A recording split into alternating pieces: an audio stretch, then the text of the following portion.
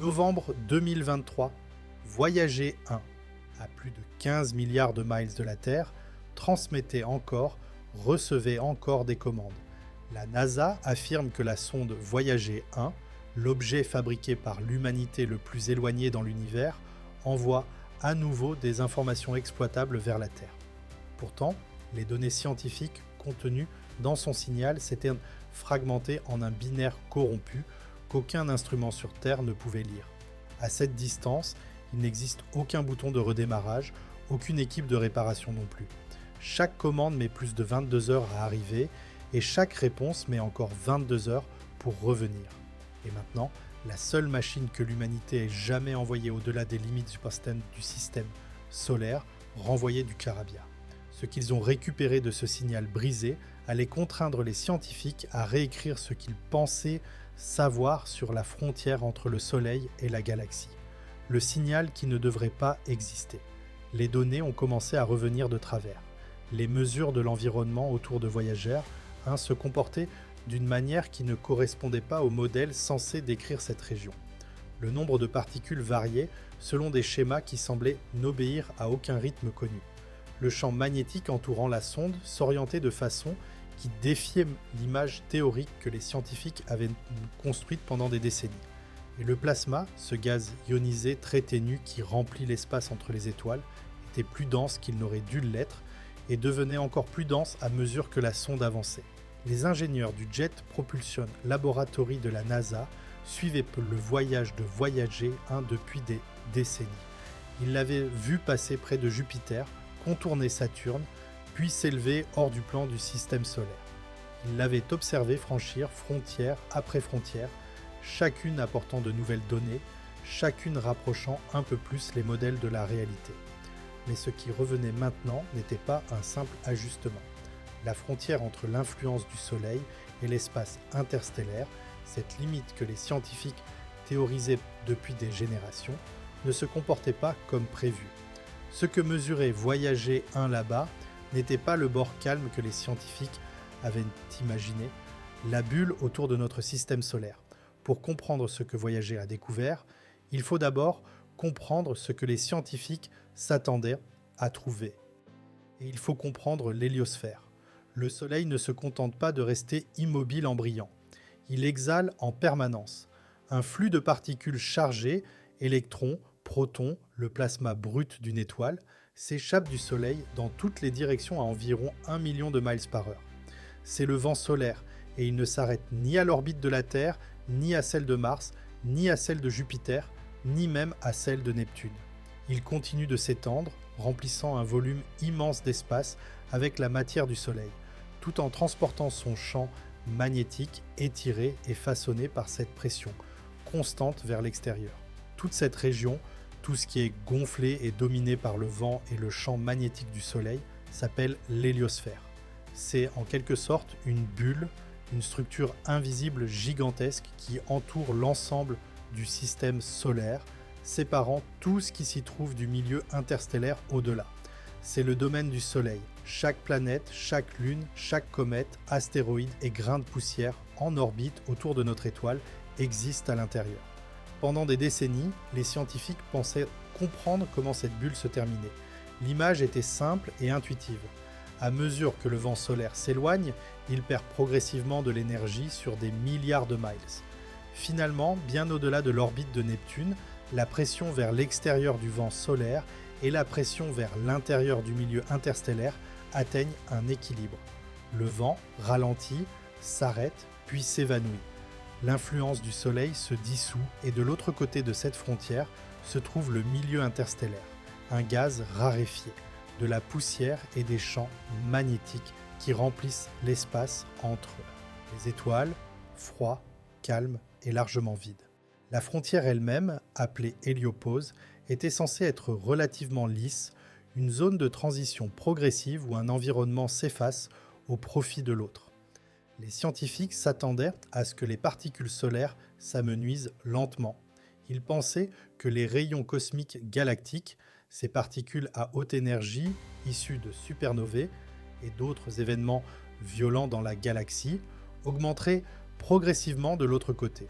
Il s'attendait aussi à ce que le champ magnétique change de direction, passant de celui du Soleil à celui de la galaxie. L'image était celle d'une frontière douce et prévisible, comme un variateur de lumière, pas un interrupteur brutal. Puis Voyager 1 l'a atteinte, le franchissement de l'héliopause. Le 25 août 2012, après 35 ans de voyage, Voyager 1 a franchi l'héliopause et est entré dans l'espace interstellaire. Mais ce passage n'a pas ressemblé à une lente transition. Les particules du vent solaire ont chuté brutalement en quelques jours, disparaissant presque comme si un interrupteur avait été actionné. Au même moment, les rayons cosmiques galactiques, ces particules à haute énergie provenant de la galaxie que l'héliosphère bloquait en partie, ont atteint des niveaux jamais enregistrés à l'intérieur du système solaire. L'environnement de particules a changé si soudainement que certains ingénieurs ont d'abord soupçonné une panne d'instruments. Mais les mesures se sont maintenues sur plusieurs transmissions et les données ne laissaient aucun doute. Voyager 1 avait franchi une frontière et il l'avait fait rapidement. Pourtant, c'est le champ magnétique qui a le plus troublé les chercheurs. Les modèles prévoyaient une rotation nette.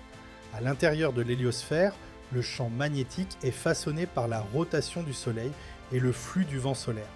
À l'extérieur, dans l'espace interstellaire, c'est le champ magnétique de la galaxie qui domine. Les deux champs pointent dans des directions différentes. Lorsque Voyager 1 a franchi la frontière, les scientifiques s'attendaient à voir un basculement clair de la direction du champ, un signal évident que la sonde quittait un environnement magnétique pour en entrer dans un autre. Mais cela ne s'est pas produit. Au lieu de s'aligner brusquement avec le champ galactique, le champ magnétique à la frontière est resté fortement orienté dans la direction du champ solaire. Les deux environnements semblaient entremêlés. La frontière était plus mince que prévu, plus dynamique, plus comprimée, une zone agitée où le vent solaire et le milieu interstellaire se pressaient l'un contre l'autre d'une manière qu'aucun modèle n'avait pleinement décrite. En novembre 2018, Voyager 2 a franchi l'héliopause à environ 119 unités astronomiques du Soleil. Contrairement à sa jumelle, Voyager 2 disposait encore d'un instrument fonctionnel pour mesurer le plasma. Et ce qu'il a mesuré a confirmé tout ce que Voyager 1 avait laissé entrevoir.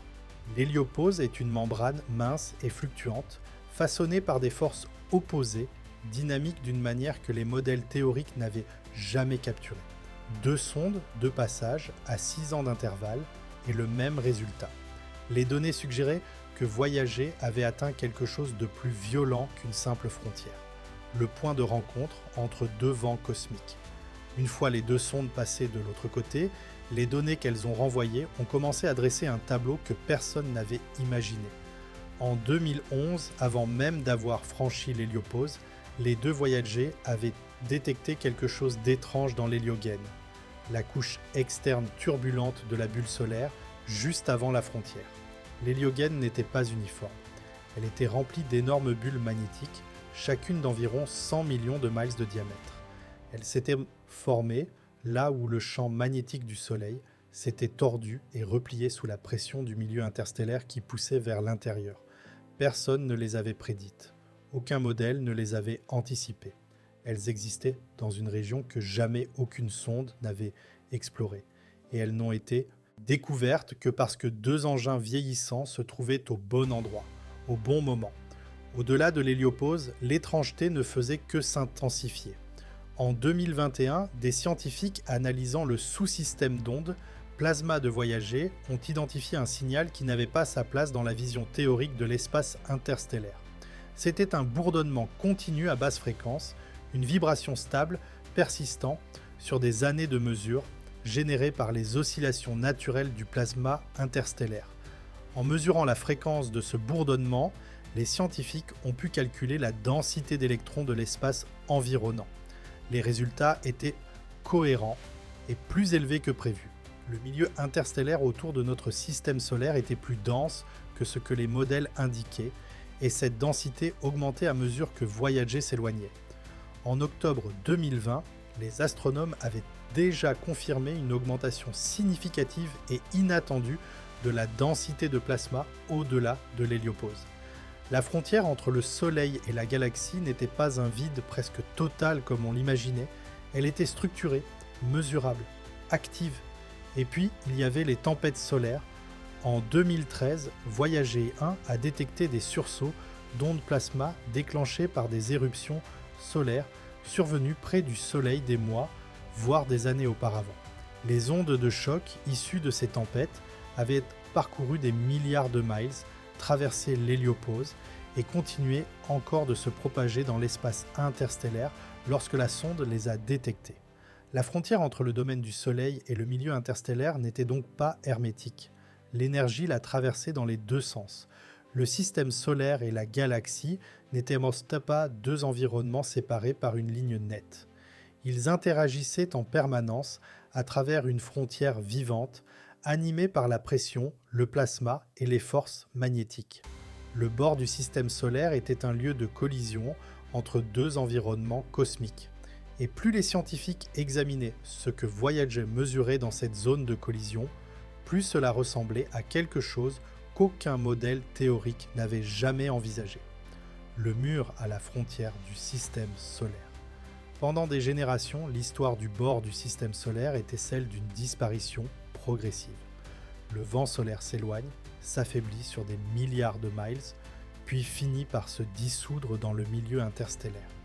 L'héliosphère se contracte lentement jusqu'à disparaître. L'influence du Soleil s'amenuise comme de la fumée dans l'air libre. La frontière était perçue comme une zone de déclin, l'endroit où la puissance du Soleil s'éteignait silencieusement. Mais ce que Voyager a découvert était l'inverse.